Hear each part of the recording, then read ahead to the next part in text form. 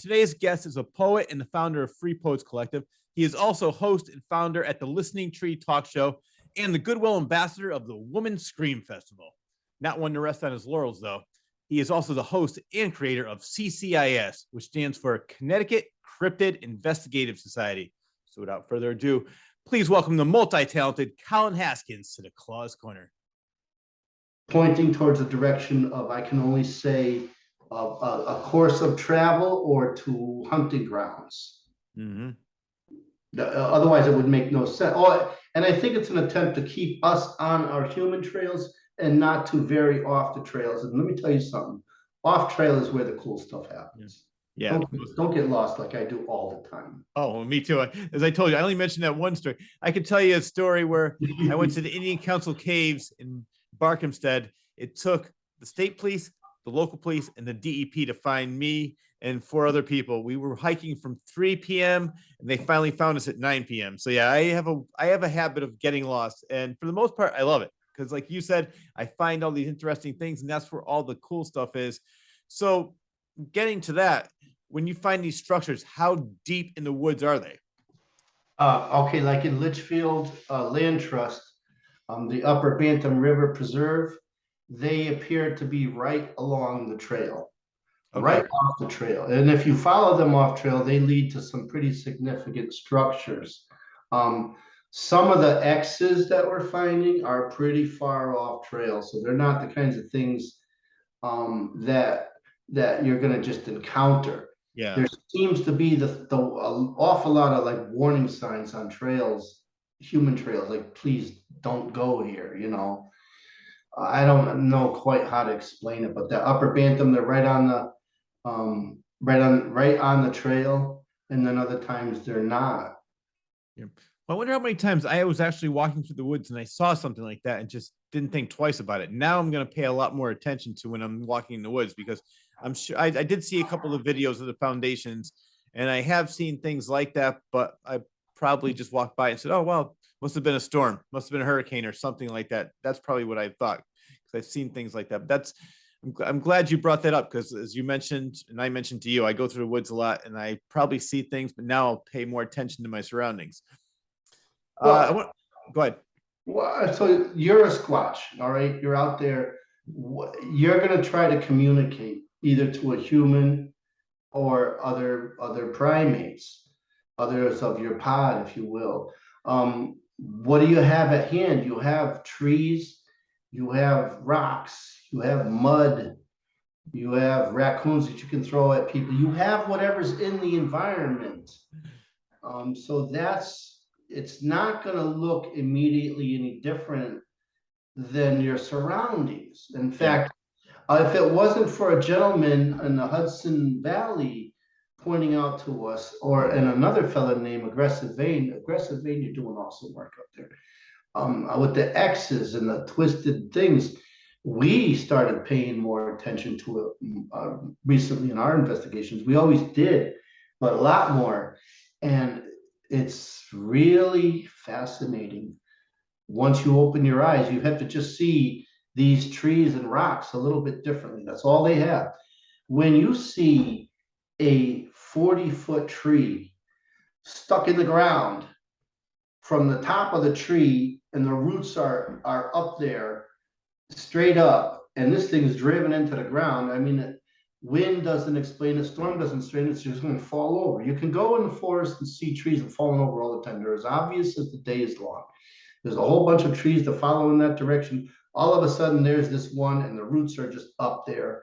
Or it's a teepee, and all the roots are up there. None of it just makes no sense at all. Or huge trees that are just suspended, like they just don't fall that way. I was in the woods one time fishing, and I saw a tree just randomly fall. It's very rare, and it just fell over, and it made a hell of a noise. So yes, they make a lot of noise when they fall, believe me. I guess that old saying, if a tree falls in the woods and nobody's around, can you hear it? You can hear it. Yeah, you can hear it.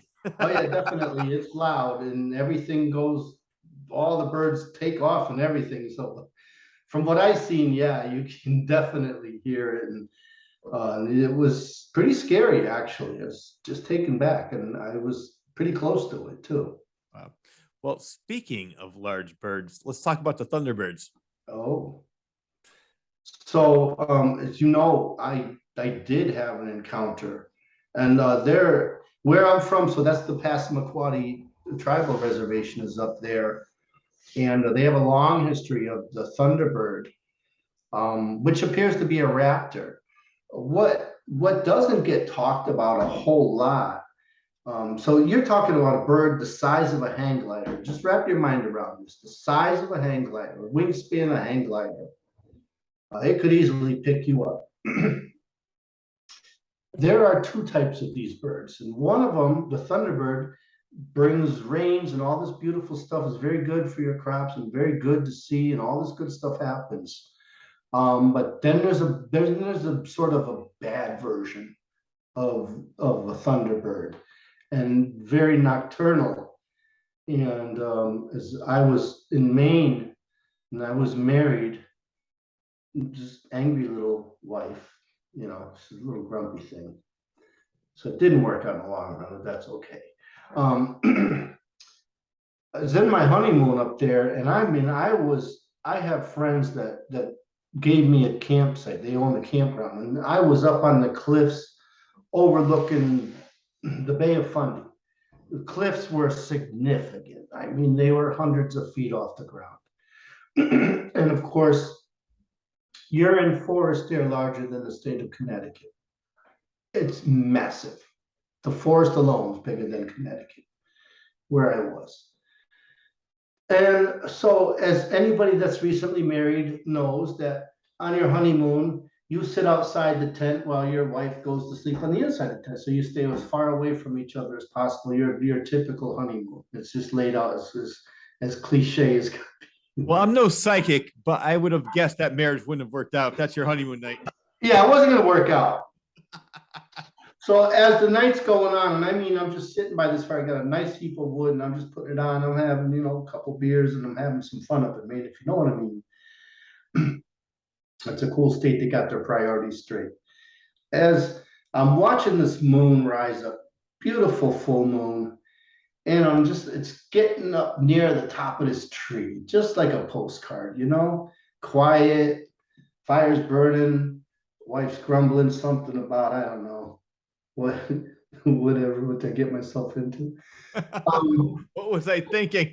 What was I thinking? And now I just sobered up. Where am I? Why am I married? Now I'm having a couple beers, all right, and I'm maybe more than a few. I mean, what else am I? I'm just sit by this fire all night. I'm certainly not going in that tent with that joyful encounter waiting for me. So I figured I'd just fall asleep right in the camping chair. And I'm watching the moon rise up. And as the moon's approaching this one tree there's always that one tree that's huge, right? It's just the monster, the king of trees over there. Some type of pine tree. I'm like, wow, that up there you get a lot of burled wood. You get a lot of these anomalous growths. The tops of these pine trees will just flare out all of a sudden. There's your typical Christmas tree, but then all of a sudden there's this weird crown, where a bug or something will get in there and the tree just grows weird. So at first I'm like, I'm looking at this, I'm like, that's a weird looking burl, it's a weird growth. It kind of has the look of a bird, and I'm watching this and I'm like, the moon's coming. It's just like a movie, right? The moon's coming right over the silhouette of this.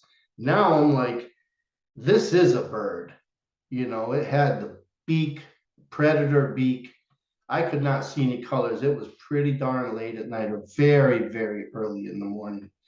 Nothing by coyotes out there, and just forest. Nobody back there. And I'm hearing this rustling noise as this moon just perfectly lays out the silhouette for me. I'm like, wow, that is the biggest damn eagle I ever saw in my life. And there's a lot of eagles up there. And this had the stature of an eagle, like the most badass eagle you are ever gonna see. And at some point, I'm just watching this silhouette. This thing is, I thought it was still, I just thought it was a growth. I'm like, oh, man, that is just, I couldn't get over it. It just looked like a huge raptor. I don't know, at some point, the wings just shot straight up. So I know this thing's alive now. Just whoop, and then it just whooshed, right? So this had to be 70 feet off the ground, maybe, 4 or 5 car lengths away from where I was. I was relatively close, but it was very high up. When that thing whooshed its wings, first of all, the first thing that happened is the whole tree was starting moving back and forth once it let go. Big monster tree. The fire was almost completely extinguished, and all the sparks just flew up on top of the tent where that gorgeous thing was sleeping,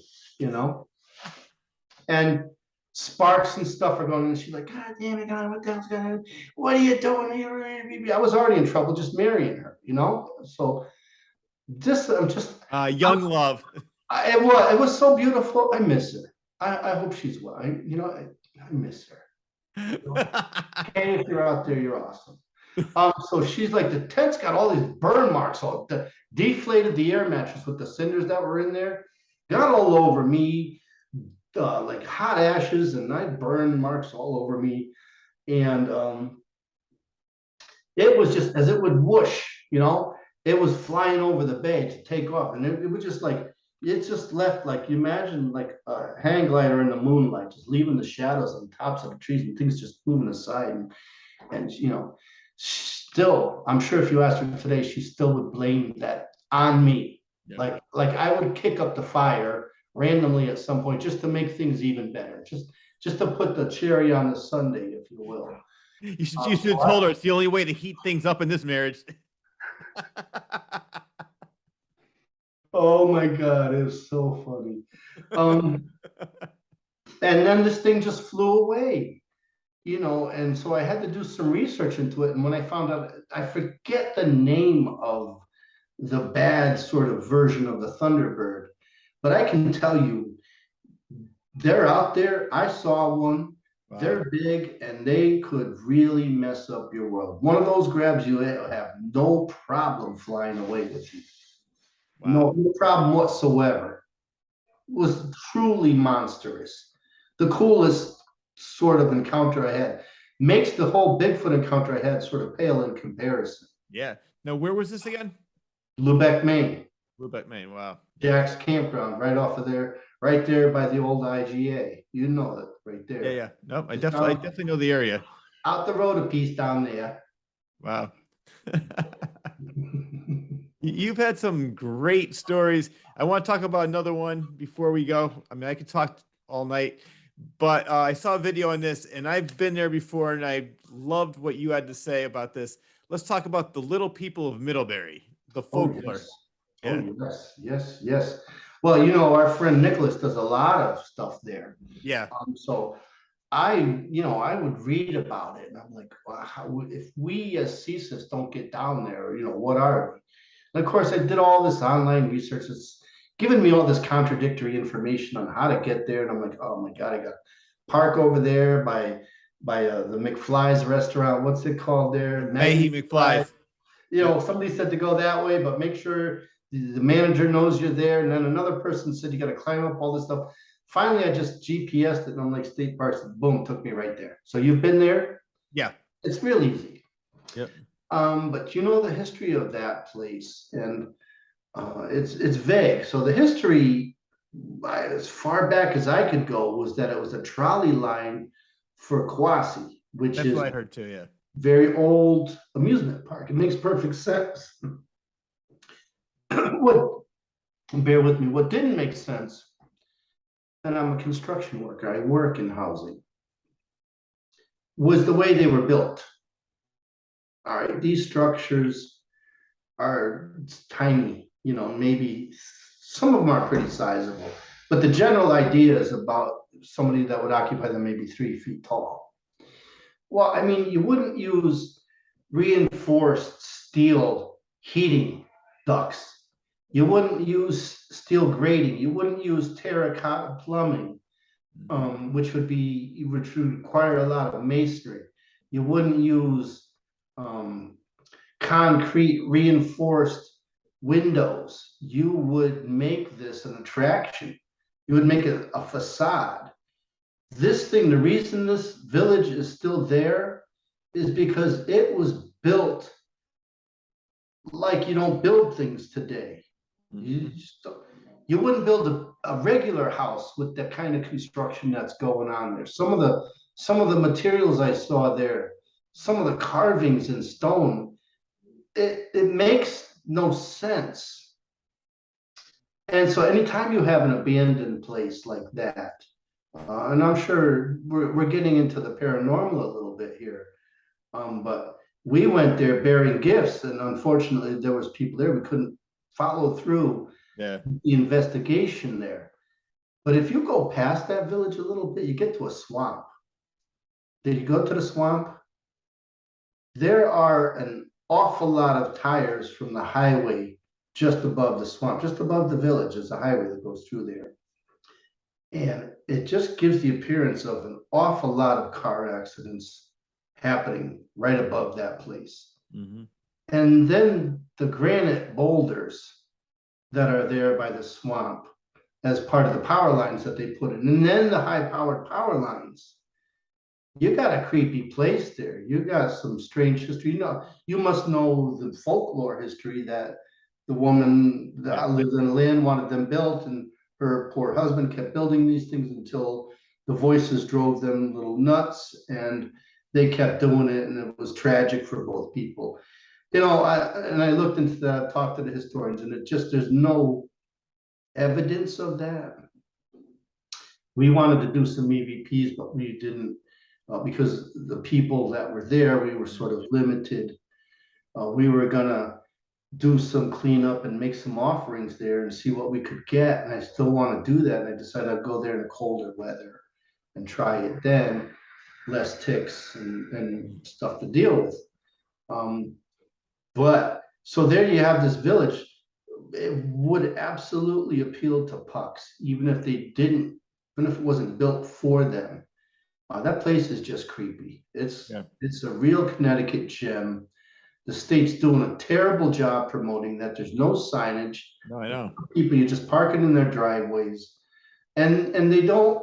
Okay, you don't have to restore it, but could you clean it up, do some excavating, and you could have a real nice tourist attraction. You hear me all the time praising the Connecticut Department of Tourism, doing a great job. And you know, what did I figure? They owe me about $385,000 for doing their job for them. I calculated in one of the videos one time, because I put these places on the map, and then we get reports of people going there, like the East Kent Hamlet. What a great place that is. No one used to ever go there. And we went there recently. There's a whole bunch of people there. Oh, really? And what's that? What's down there? Oh, man. What is it there? It's right off of Lake Warmog, which had, the BFRO had a report there around Christmas time. And so we went, and, you know, right away I was like, oh, whatever, there's a lot of people. So we just drove around, and we found this place, the East Kent Hamlet. And check out our videos. It's one of the nicest places. It's free. We go swimming there. There's waterfalls there. There's some old mining structures. There's some really cool geology. It's varied landscape. A lot of acorns, a lot of deer. It's such a cool hidden place. We find a ton of these places. That's one of the things that our videos are really great for, is, you know, we find these out of the way places, and man, holy moly, the stuff we find. Today we were up at the top of Mohawk Mountain. I go there all the time because the only peat bog in Connecticut is there. Well, there's always this pullover where a lot of people are, and finally one day we decide to go, and I find the top of the ski lodge. All the equipment is there. There's a pond there. So all this cool stuff, an old tower with you know, like bronze bolts. So something crazy was attached to that, and you know, that's the kind of stuff we find. East Kent Hamlet and places like that. If you seek out these little nature preserves, land trusts, not just the parks, you're going to find some crazy stuff.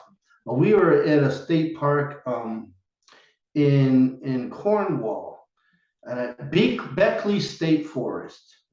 Mhm. We're there, and that's an old iron furnace from the 1800s. Really cool structure. You got to go there.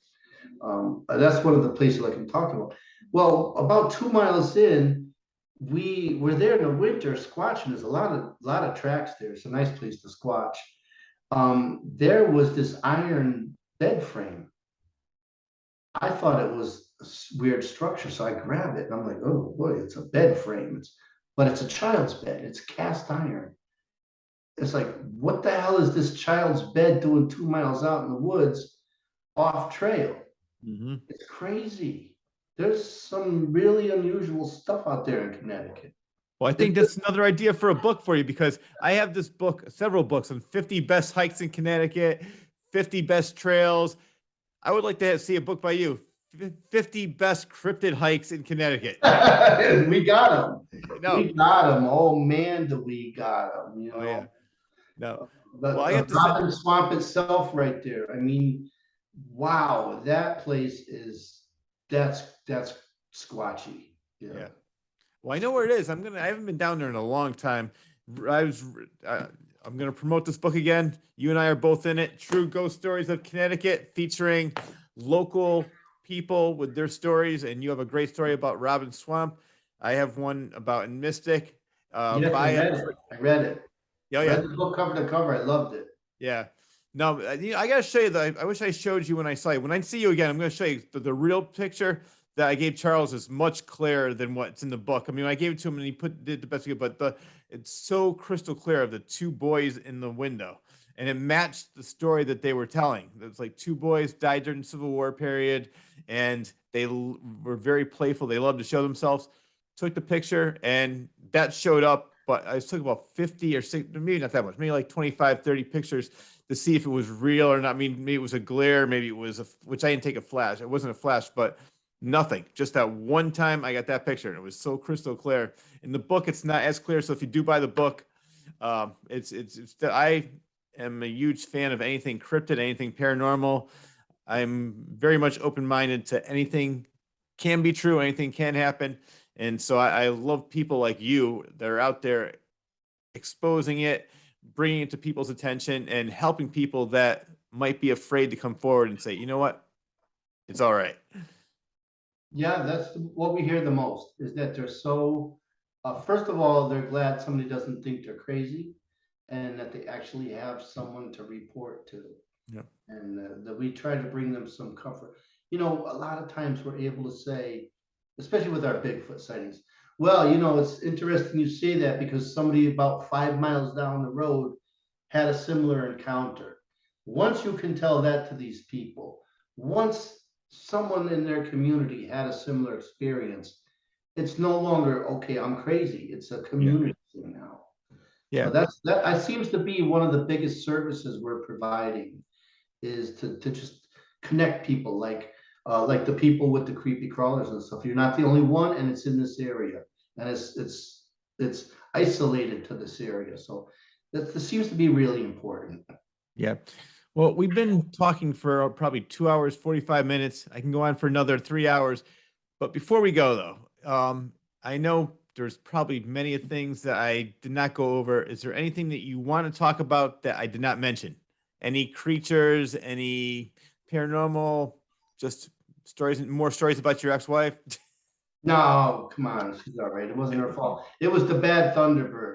It was a setup from day one. She's the brunt of a lot of jokes, Uh, and I'm just not going to dwell on it. She's all right. I know I'm making a joke too, like you said. I like to have a lot of fun too, and Oh, so yeah. I know you have a good sense of humor. So you didn't mention the Glowacus. Oh, okay. Let's talk about that. Glowacus, in about the 1840s in the Glastonbury area, this large cat-like creature was wreaking havoc with the livestock, and of course, any wild animal back then wasn't allowed to exist anyway. Well, we're gonna go get him. We're gonna get a bunch of drunk guys together, and we're gonna go shoot anything alive. But this Glowacus is, it's a lot like the dog with the mane that my old boss described. And he had this, like, he was really a big shot, like like Bigfoot in the 70s was. It was like everybody was after this team. There was hunting teams after him. It made these incredible noises. It was all these livestock killings were attributed to it, and people, the old ladies getting chased by it. It's a great, great cryptid. Just sort of disappeared and doesn't really pop up much anymore. But it's good to know that that was a true Connecticut cryptid that maybe should be mentioned before we call it a night. So if you're in that Glastonbury area and you see a little dog, lion, cat thing, today we'd probably call it a Fisher cat because Yeah. that's what they do. That's how they look and that's how they sound. Yeah. And if you would have wiped out all the animals back then and they just sort of disappeared from your habitat, you wouldn't have that cultural reference. And so this thing come around making all kinds of noise. Then when they're looking for mates, they make those noises. And if there's no response, it's just gonna, it's like a guy in his 20s. It's just gonna keep howling. Where are you? I'm ready to go out with you. Got the dad's car and let's go have some fun. Yeah. So it's out there looking to mate, making crazy noises. That's what Fisher cats do. But there's no guarantee the Gloacus was a Fisher cat. It actually sounded, again, more canine, than feline. Wow. So maybe they just became extinct. Maybe at one time there wasn't that many, or they evolved into the Fisher cat. Maybe I don't know. Or just habitat deprivation, and that was the Yeah. last of the breeding pair, and it died out. It Yeah. just went extinct, and we Yeah. don't know. We really don't know. Well, I have a book called Curious New England, and there was one time where I was just going through the book. I'm like, all right, let me check this place out. What's your opinion on? Did you ever hear? I think they're called the Melon Heads of Danbury or Brookfield. Did you ever hear of those? Yeah, Nicholas Robert goes into quite, when he communicates with me, we always go roundabout. We go to Yeah. Dogman and Puck Wedges, but he always goes right back to the Melon Heads, and man, they are just the whole thing. It's again unique Connecticut folklore. Yeah. The story that gets me is the one with the car that was the police scanned the license plate and it hadn't been registered for 25 years, but it was the identical car that was being described, driven by the Melonheads. Did you Oh, hear wow. that? It's my favorite Melonhead story. The police, somebody actually wrote down the license plate of the car they were using, and the police were hesitant to report them because that car hadn't been re-registered since 25 years past. Wow. But it was registered to a house on the same road and all this, and there it was in pristine condition. Mint like you wanted like a big Bel Air or something. I forget the make of the car. But they're very scary. They're like they seem to have that same sort of creepy crawly, scary crawler thing. Is nothing good happens when you encounter some of these cryptids. They can be harbingers like the black-eyed kids. Whoa. Oh, yeah. Oh my goodness. I've never gotten a report of black-eyed kids in Connecticut, but man, they are creepy. I would say a lot of the same stuff that happens with black-eyed kids, you could draw a comparison to the Melonheads. Yeah. I interviewed a ufologist maybe 2 years ago, and he was talking about them. I don't know if he investigated reports of people, but he was just talking about the folklore of the black-eyed kids. So it was similar to that movie Children of the Damned. It was I haven't seen. Oh yeah, it's a good horror movie. It was a remake done by John Carpenter, which is actually better. But yeah, he told me some stories where they're just, I think, was their car broke down, and they're just, yeah, it's pretty creepy. Yeah, let me in. They knock on your door, they get you when your car's broken down, and they just have this desire to either get in the car or get in the house. And it's said of them that there are a whole bunch of reports. This seems to happen in the deserts an awful lot in our Yeah. American deserts, in those regions. That there are reports of the people that say no. Once you say no, they seem to be powerless. But prior to that, they seem to be very hypnotic and very suggestive. Yeah. And what it's said in about them is that there are no reports of people letting them in, Mm-hmm. because the thinking is that those people end up dead. So there Wow. are no reports of them coming in. Only people at the last second saying, no, you can't come in. Where are your parents? And then they'll leave if you forcefully say no, but there are no reports of anyone letting them in. Yeah, it's another airy folklore. I love these stories. It's a cryptid we could do without, quite Yes, frankly. exactly. It's enough in Connecticut. I think I've hinted on, we have an abundance of really creepy ones. I We have know. our share of squatches, Yeah, but no, we don't need the BEKs, the black-eyed kids. We I don't know. need. Yeah. You're not It welcome. seems like every state has their own thing. The Mothman, the Mothman's cool. yeah, the Mothman is very cool. What is that? Mothman is cool. What is that? West Virginia? Point Pleasant, West Yeah. Virginia. Yeah. Right, the TNT out there. That And whole bridge that's thing. another one. I read the book. I saw the movie, and the movie was entertaining, but nowhere near as compelling as No. interesting as the book. But that's another one they think that might be alien related, or it might be because and the whole thing where it predicts, like, every time somebody saw it, something bad would happen. It's really interesting. Yeah, and there are other cryptids. Goat Boy or Goat Man does Yeah. that too. They're harbingers of, like the bird I talk about. Like some of them seem to be there as warnings to you, or people. But then again, if the bridge collapsed and there was a big thing there, it doesn't take a lot to sort of connect them together. Mothman is so cool. It's kind of like this thing. It's like the Glowakas. It just appears and then it's sort of not there, and then it kind of like appears again in other places. But Mothman, wow, that's another cool. West Virginia has more cryptids than any other state in America. Have you ever investigated down there? No, I would love to get down there. I have friends in the area, and yeah, I would love. They got the Snallygaster down there.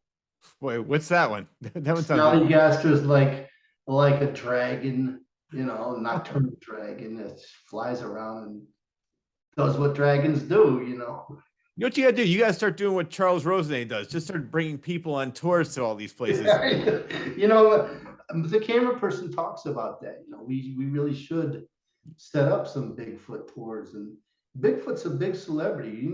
I'm surprised you haven't hung out with him yet. I know. Well, Bigfoot's too cool for me, I guess. Like, I've been walking through the woods trying to make peace, make amends, but nothing. It's just, yeah, bigger than a rock star. Believe me. I know. You'll see. Personally, I think celebrity. Personally, I think Bigfoot's a little. Forget Bigfoot; it's more big head, a little too full of himself. I think so. He's a big player in the cryptid community for sure. Well, I promise I'm gonna get a picture with that damn thing one day. Add it to my collection. Me too. Yes. Me too. I'm trying to. Yep. We talk about tackling it. Like, we encourage you to see it, to not shoot it, but tackle it, subdue it, and contact us immediately. Don't contact the authorities. But we also say, if you end up injured or dead because of it, we're not responsible.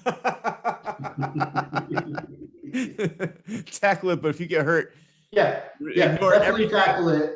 Anything bad happens, it's not on us. We warned you about doing it, but encouraged you to do it. I like that. They have to learn to read the fine print. Definitely. We are not responsible for any death, dismemberment, or any injuries at all. Any life-threatening injuries or maiming or any taken hostage or any of that stuff. And I would absolutely not do it myself, but if you're knucklehead enough to do it, yeah, by all means, capture that guy. I have a feeling it's good. If you run after, I think it's gonna be like hitting a brick wall. It's just go boom. Yeah. You're not gonna. That thing's not gonna. Thing's gonna look at you and just and pick you up with one arm, and fling you like a raccoon. There's a report of a farm where a bull escaped, and a kid was down there, and the bull was an angry bull, and it was heading towards this child. It had busted the gate open and is heading towards this child, and a female Sasquatch runs out of the woods, punches the bull, one punch, dead, knocked it down, dead, one punch, looked at the kid and walked back to the woods. That's not our report. That's That's from fecundif, but that demonstrates the kind of strength on a female Bigfoot you might be dealing with if you were to run into one or tackle one, which we encourage you to do, but take no responsibility for. again, read the fine print. That's right. It's all in the fine print. It's very fine. Another creature, which I'm not sure if there's any Connecticut stories, but another one that intrigues me is the chupacabra, the goat sucker. Okay. Do we have any reports in Connecticut? I know it's more Mexico, right? Puerto Rico. It's it's funny. We talk about the evolution in dogs. Dogs becoming probably the most able to shapeshift for whatever reason. I don't even know. But down in Puerto Rico, of course, the chupacabra is the goat sucker, and it's this sort of alien-looking guy with spikes on his back and wings and like I think wings and like teeth that can like vampiric teeth that can sort of suck the blood of these things. But as you move to as it goes into Mexico, it takes on a different shape. It starts to get dog-like features. As you go into Texas, it becomes a dog outright. And then there's that woman that has the taxidermy chupacabra. Yeah. Right. And it's got these weird pads in the back of its legs. It looks like it's got mange because it's got no hair, but mange is apparent. It makes the skin irritated. It's ugly. This is an animal that's hairless. Of course, I've been to Texas. I'm sure you've been there. It's hot as could be. You don't really need that. But that chupacabra the folklore seems to evolve and change. But the constant is that it's going to prey on cattle and drink blood. Yeah.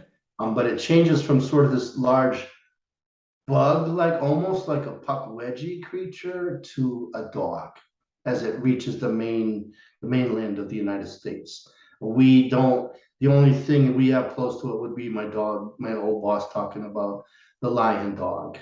Yeah. Possibly a Glawakis that might fit in real nice there. Yeah. We have nothing directly like that yet, but it sure does seem to be migrating our way. So I wouldn't be surprised. There is the Franklin beast, the hyenas that are seen up in Maine. That's I've been to Franklin. It's very cold up there, and that fella, he was on the History Channel talking about it, the beast of Franklin or the Franklin beast.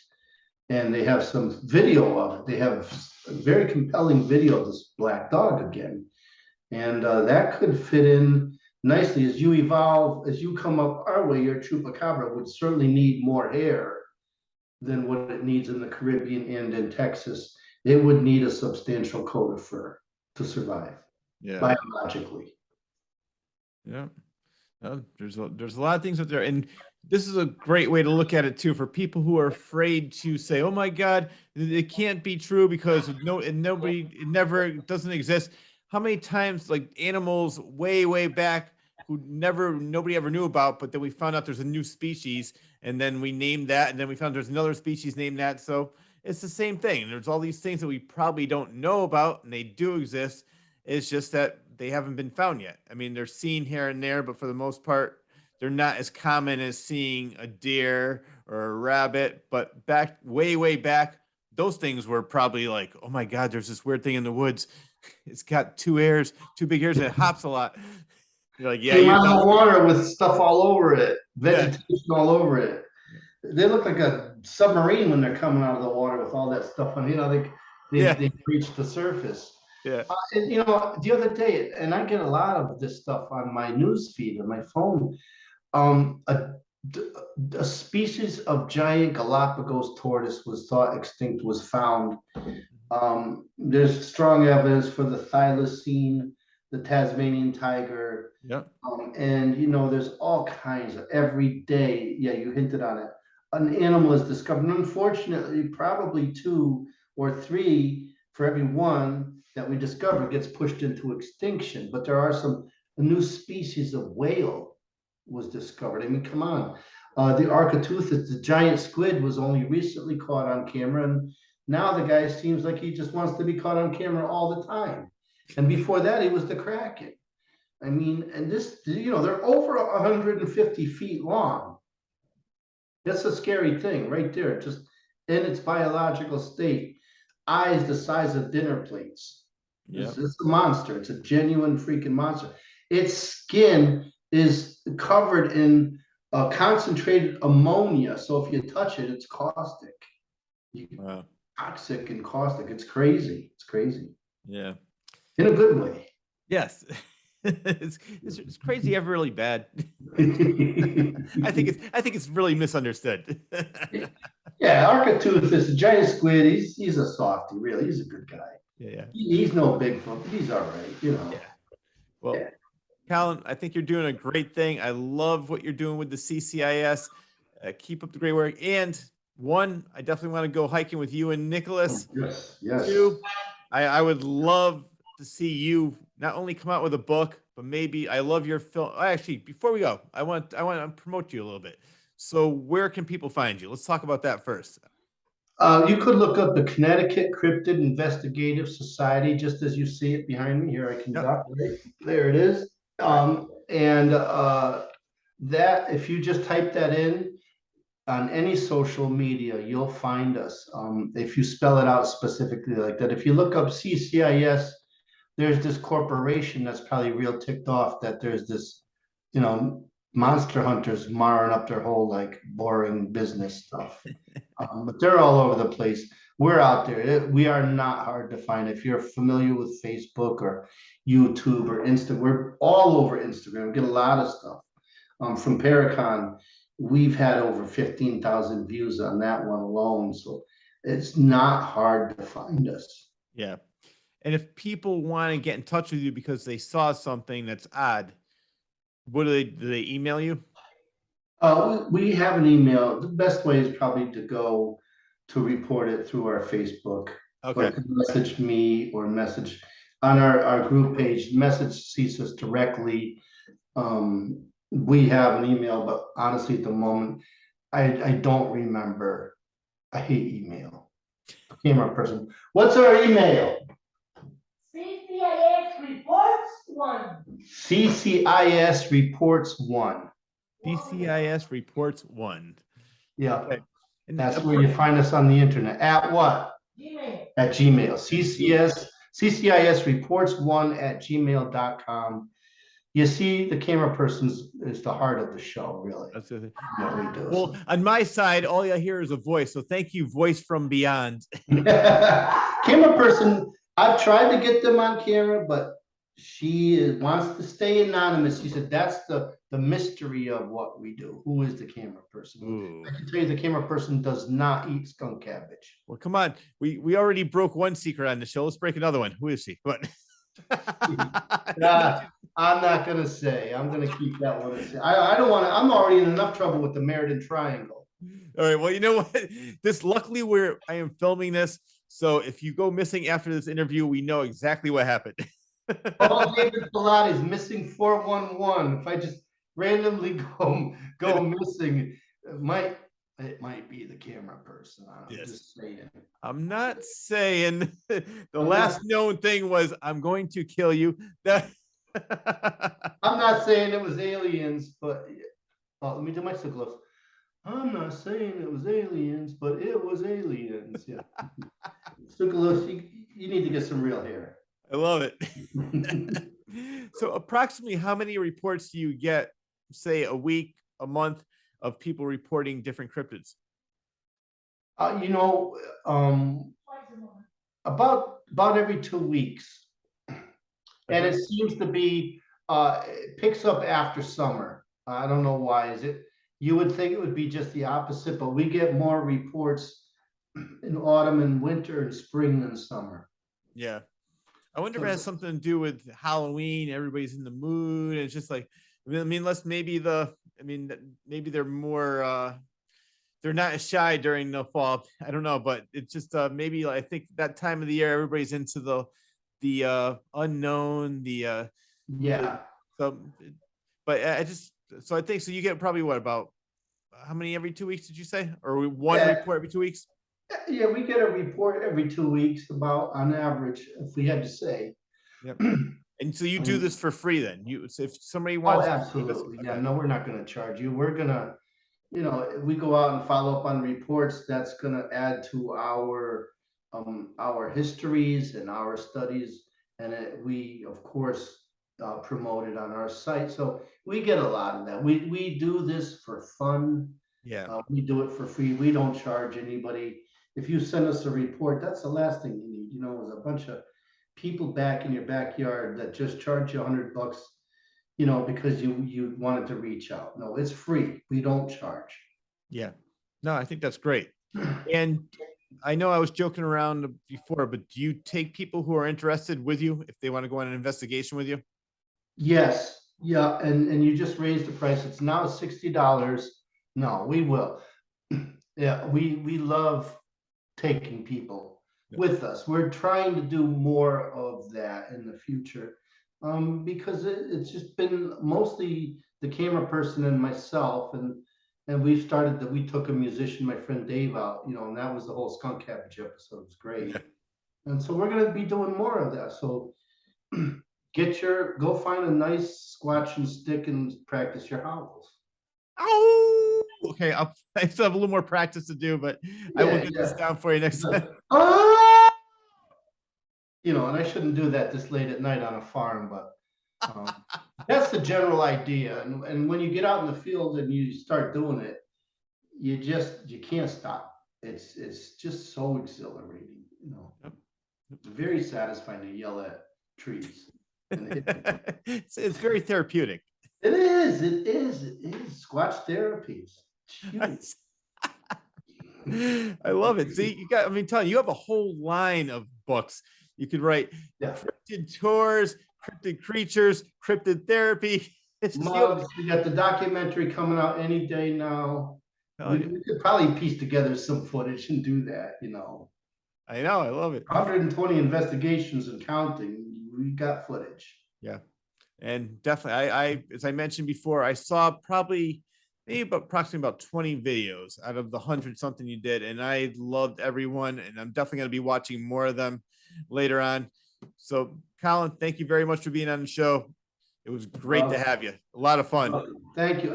Listen, all kidding aside, you're doing a great thing, and I thank you for giving us the opportunity to come on your show and to have some questions thrown our way. I'm sure people wonder about the same things you ask. So I appreciate that you gave us this forum to talk about CCIS. Thank you. Oh, you're very welcome. And you know what? You have unlimited access to the show. Anytime you want to be on here, you have something to say, you have carte blanche.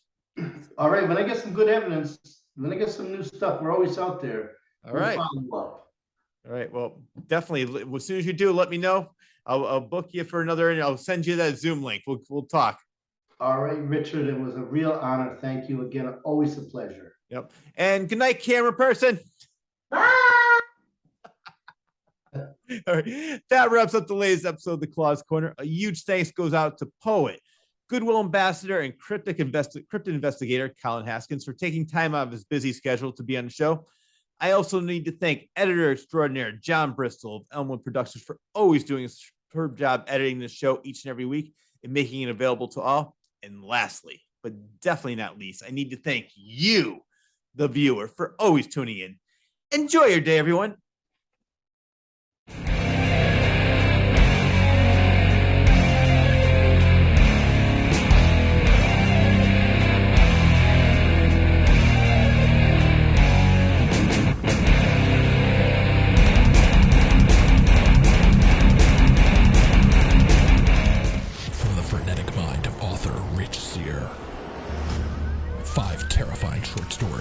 Now available in one collection.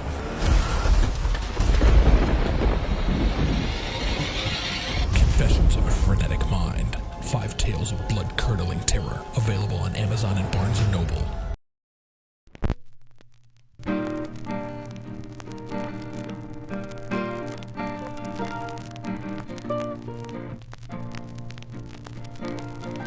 All of a sudden I hear, brim, brim. What's a diaphragm again? Ha! We caught one. They're supposed to be weird. Oh, yeah, no. If you say so. I've always wanted to be in a movie. Waiting around for autumn, waiting around for autumn.